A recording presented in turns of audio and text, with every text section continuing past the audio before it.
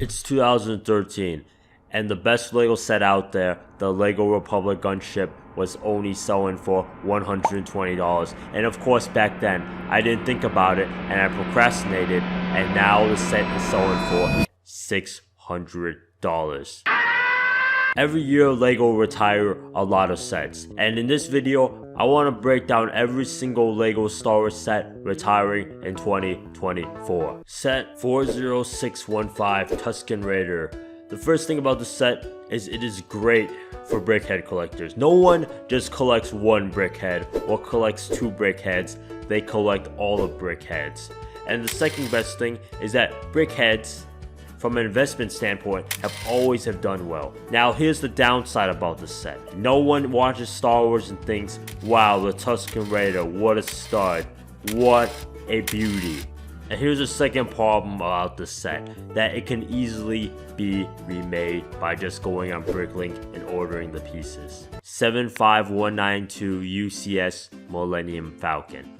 First thing about the set is it's been out for literally ages. That means any person who wanted to get the set would have probably already dished out their $800 to get the set, and they will not be trying to pay all the markup of $1,200, $1,300, $1,400. Second thing, the set is incredibly massive. It's huge. Think about shipping the set. It's gonna literally weigh, I don't know, 20 pounds. You gotta ship that giant box. You gotta hope that the box doesn't get dented. And then of course you're gonna get one of those buyers saying, oh, the corner was dented, the box is ruined, I have to return the set. It's just a pain in the ass. But here we talk about the pros. First thing about the set, it is just the most massive LEGO Star Wars set to date. It is incredibly detailed, unlike that giant UCS Star Destroyer, which looks like a giant Dorito. 75257 Millennium Falcon. Now this is essentially the playset version of the larger UCS Millennium Falcon. And I would say, just by the minifigures alone, you got some really good minifigures, especially the Lando Calrissian.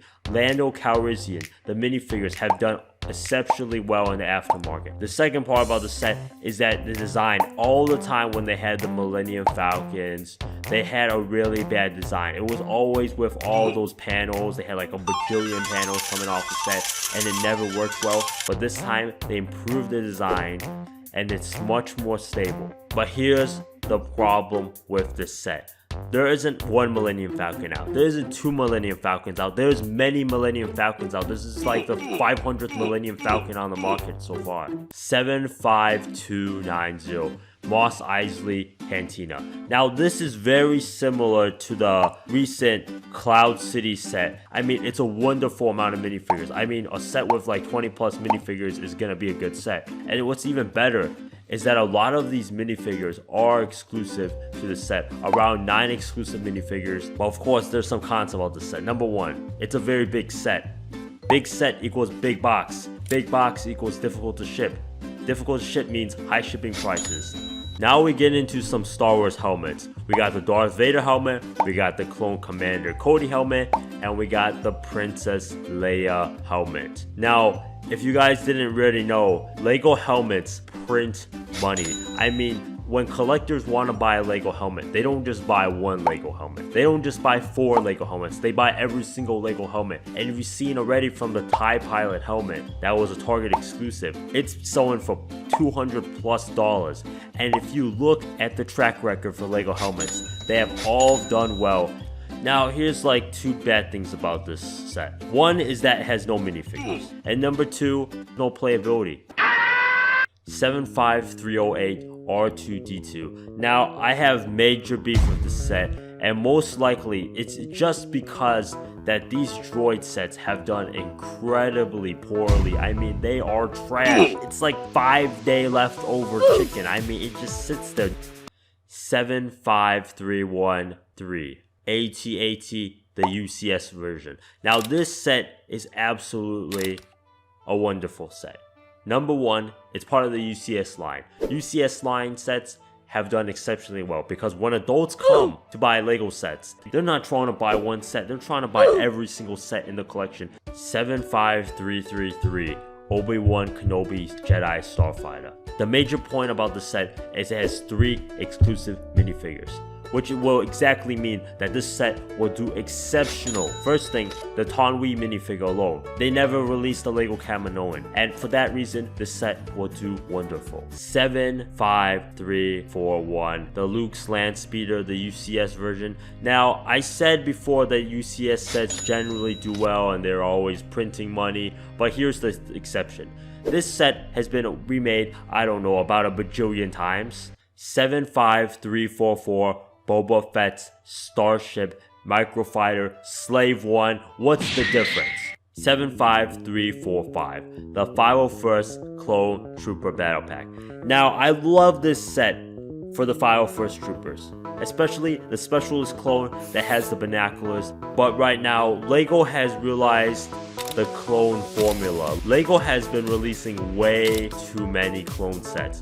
We got the Clone Battle Pack, we got the 332nd Clone Battle Pack, we got the new Clone Battle Pack coming in 2024. Like, Lego has been releasing way too many Clone Battle Packs, and quite frankly, it's oversaturating the market, because Lego knows Clone Battle Packs sell and print them massive stacks and money. The second problem about the set, it's not canon. 75346, the Pirate Snub Fighter. Now, the problem I have with this set is that the figures are not memorable. They were part of the Mandalorian TV series, but the figures in there, they were in the series for, I don't know, the 1 episode, and they were there on screen for like a couple minutes. 75347, the TIE Bomber. Now, I love this set. I even got one myself. I love this set, especially the minifigures. When was the last time there was a TIE Bomber? Oh wait, it was 2003. Like 20 years ago, there was another TIE Bomber. So the chances of Lego remaking a TIE Bomber is probably the chances a vegan would eat a Slim Jim. 75348, the Mandalorian Fang Fighter versus TIE Interceptor. Now, this TIE Interceptor itself makes the set worth it. I mean, they don't have that many Lego TIE Interceptors out there. And for me, the minifigure selection, I mean, the Fleet Commander itself is what makes the set really worth it. It is kind of like that Paz Vizsla minifigure. And the second thing is it's very similar to the Mandalorian Starfighter. And if you don't already know, the Mandalorian Starfighter with Gar Saxon has been doing pretty damn well in the aftermarket. Now let's go over some Lego dioramas. Lego has been releasing these adult-themed Lego Star Wars sets called Lego dioramas. Basically, they're little like scenes from the movie where you don't really want to play with the set because there's no really purpose, but it's more of a display piece. Now, right now, the 2 sets that are retiring is the Emperor's Throne Room and the Endor Speed Chase. I would personally say both of these sets aren't worth it. Now, this is probably the best set I love. 75354, the Coruscant Guard Gunship. Now, I would say the best thing about this set by far is that it has Clone Commander Fox. And every minifigure in the set is exclusive. While the second part about the set, it's a Lego gunship. If you guys didn't know, Lego gunships are badass. Like, every time Lego has made one, it's awesome. You cannot have a clone army without a Lego gunship. So the problem with this set, well, first thing, this set isn't very big. It's actually a downsized version of the 2013 gunship. And the second problem with the set, it's red. If you look at gunships, you think about Lego gunships. Do you think about red gunships, or do you think about white gunships? 75356, Executive Superstar Destroyer. Now, this set isn't really that great. For the first thing is it's catered to adults. There's not even a single minifigure in here. And second thing, it's very similar to 8099, where it's another set with no minifigures. Which, if you actually look at 8099, it's actually have done pretty well in the aftermarket for sales, and I would say it's pretty exceptional. Though the set came out like ages ago, it's still doing pretty well. So there is definitely a market for these kind of sets, but I personally stay away with sets with no minifigures. 75357, Ghost and Phantom 2. Now, I love this set, of course, because if you looked at the previous Ghost set, it's done exceptionally well, and this is just basically a downsized version of the previous Ghost set. And I would say, I mean, the numbers don't lie. this set's gonna do well. I mean, it has great minifigures. 75358 Tino Jedi Temple. This is a 4+ Lego set, and honestly, while all the minifigures are exclusive, there's really no reason to buy this set. 75359 332nd Ahsoka Clone Trooper Battle Pack. Now, the best part about this Lego set by far is that it's got exclusive clone minifigures. Now, I remember they had the AAT set with the 332nd clone, and of course I bought like 10 of them, and now that set is now basically remade into a battle pack where you can get the clones for a lot cheaper, which is depressing. But anyways, it has exclusive clone minifigures. But here's the problem with this set, especially for clone builders, you don't really need that many clone captain vanguards. 75360 Yoda's Jedi Starfighter. If you compare it to the previous Yoda's Jedi Starfighter in 2017, that set has gone over 100% growth. Now, I would say the best part about the set is that it comes with an exclusive Yoda minifigure. 75361 Spider Tank. Now, this is from the Mandalorian TV show. The best part definitely about this set is that it comes with the Bo-Katan minifigure, which is exclusive to the set, and it's currently selling for over $20.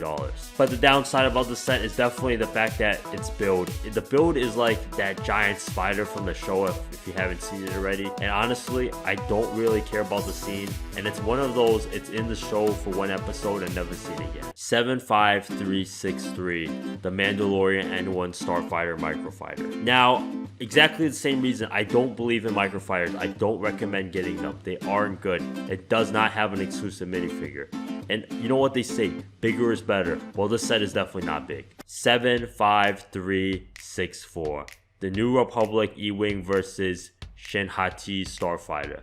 Now, first thing about the set that I really love is that it has 5 exclusive minifigures. Anytime you have exclusive minifigures, it's great. The second best thing about the set is that the ships in the set are all exclusive and will probably never be remade. 75365 The Yavin 4 Rebel Base. Now, I actually really like this set because, number 1, it has 8 unique minifigures. Number 2, it was part of the movies. And number 3, you got all the main characters from the original trilogy. You got Han Solo, you got Luke Skywalker, you got Princess Leia, you got some Rebel crew troopers. Basically everything you would want in a Star Wars set is here. Plus you even have General Dordana. If you wanted a Rebel base, this is the set. Now let's get into some Lego mechs. We're talking the Darth Vader mech. We're talking the Boba Fett mech. We're talking the Stormtrooper mech. Now, the greatest thing about these mech sets is that all the minifigures are exclusive. Boba Fett's, but they're all exclusive to these sets. But of course, as I said before, these smaller sets that are like under $20, there's just too many of them. Like, you will have to sell a lot. 75371 Chewbacca buildable figure. Now, I really love Chewbacca in Star Wars. He's a wonderful character. He's a badass character. But the problem is, these buildable figures don't do well. Like, you have the Rey buildable figure. You got the Captain Rex buildable figure. Like, you have a bunch of buildable figures, but no one wants to buy these buildable figures. No one's like, yeah, give me some buildable figures. They're awesome. And last of all, we have the AAT Polybag. It actually has not been released yet. It is coming out in 2024. So this is the list of every Lego Star Wars set retiring in 2024. And really, I think these sets that are retiring this year, there's some really good sets in here. So if you haven't already heard, Lego investing has been popping off everywhere on social media, especially even from the Wall Street Journal itself. So in the next video, I'm going to be posting me trying to sell a bunch of my Lego sets in 1 week.